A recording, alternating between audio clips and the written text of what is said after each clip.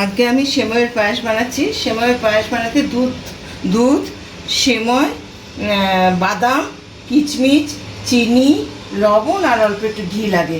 এটা যেহেতু রোস্টেড না, তাই জন্য একটু ঘি দিয়ে এটাকে একটু ভেজে নিতে হবে। প্রথমে দুধটা আগের থেকেই বসিয়ে দিয়েছি, অল্প অল্প দুধটা ফুটে এসছে, অল্প, বেশি খুব ঘন না, মোটামুটি ঘন করলে হলো। এখন এই সেময়টাকে ভেজে নিলাম। এটা 1 কাপের মতন সেমাই আছে, আর আমার দুধও 1.5 লিটারের মতন আছে। এটা ভাজছি।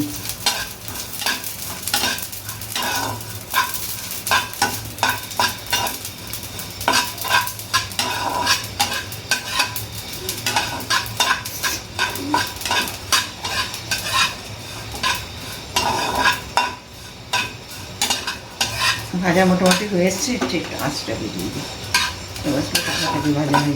ভাজা মোটামুটি দেখুন লাল লাল হয়ে এসছে।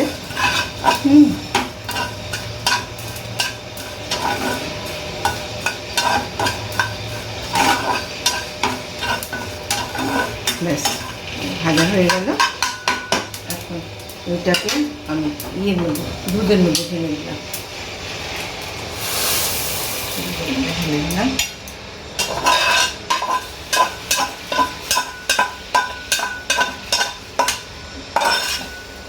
আর মাঝে মাঝে এটাকে নাড়াতে থাকবো। এইভাবে এটা যখন সময়টা সেদ্ধ হয়ে যাবে, তখন এর মধ্যে চিনি দেবো, আর একটু 1 চিমটা লবণ দেবো, আর নামাবার সময় একটু কিচমিচ আর বাদাম দিয়ে একটু ডেকোরেট করবো। আমি পুরো দেখাবো যখন সেদ্ধ হওয়ার পরে, আমি আবার আপনাদের দেখাবো। হ্যাঁ, আমার মোটামুটি হয়ে এসছে। এবার একটু টিপে দেখছি, দেখুন সেমাইগুলো সেদ্ধ হয়ে গেছে। এখন এর মধ্যে আমি একটু চিনি দেব। আপনাদের ইচ্ছে মতন আপনারা মিষ্টি দেবেন, আমাদের ইচ্ছে মতন আমরা দিচ্ছি। মিষ্টি দিলাম, আর অল্প একটু লবণ দেবো, 1 চিমটে লবণটা হলে 1 চিমটে লবণ দিলাম, দিয়ে এটা নাড়ালাম। হ্যাঁ, এটা একটু ফুটতে দিতে লাগবে। আর একটা জিনিস করতে লাগবে, এটা আমি বলছি। একটুখানি চিনি আছে, কড়াই গরম করে রেখেছি, এই চিনিটাকে ক্যারামেল করে ওর মধ্যে ঢালতে লাগবে। ক্যারামেল করতে দিয়েছি।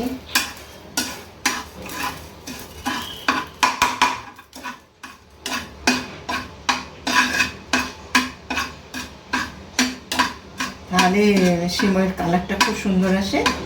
হ্যাঁ,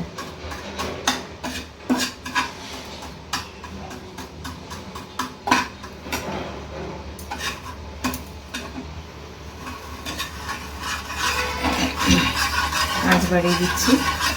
হয়ে এসছে প্রায়।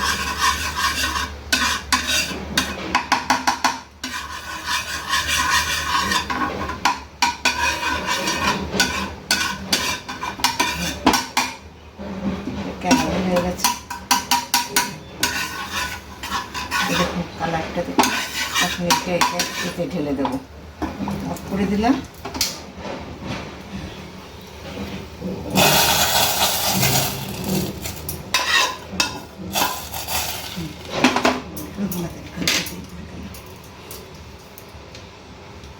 এটা নাড়াবে, দেখুন কি সুন্দর কালার হয়েছে। একটু ফুটতে দিই।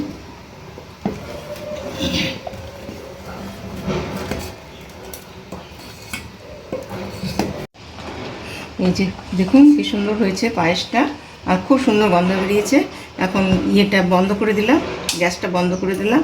এর মধ্যে একটু বাদাম, অ্যালমন্ড আর কি, ওটা কুচি কুচি করে রেখেছি, ওটা দিয়ে, আর একটু কিচমিচ দিয়ে, ব্যাস এটাকে সার্ভিং বলে ঢেলে দেবো।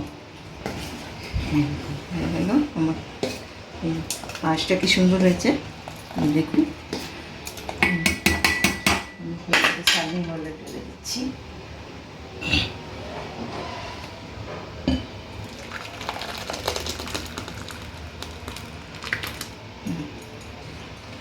আপনাদের যদি আমার ইয়েটা ভালো লাগে, তাহলে আপনারা বানাবেন, শেয়ার করবেন, কমেন্ট করবেন, আর সাবস্ক্রাইব করবেন আমার চ্যানেলটাকে।